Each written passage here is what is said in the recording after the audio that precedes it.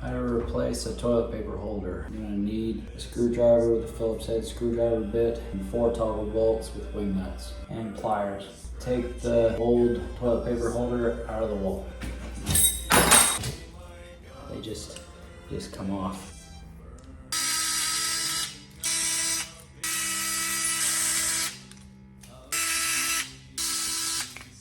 Take the wing nuts off these toggle bolts.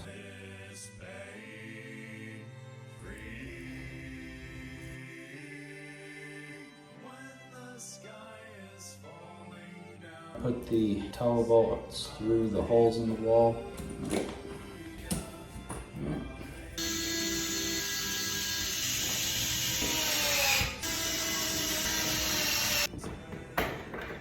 Caps back on. All good. Like and subscribe.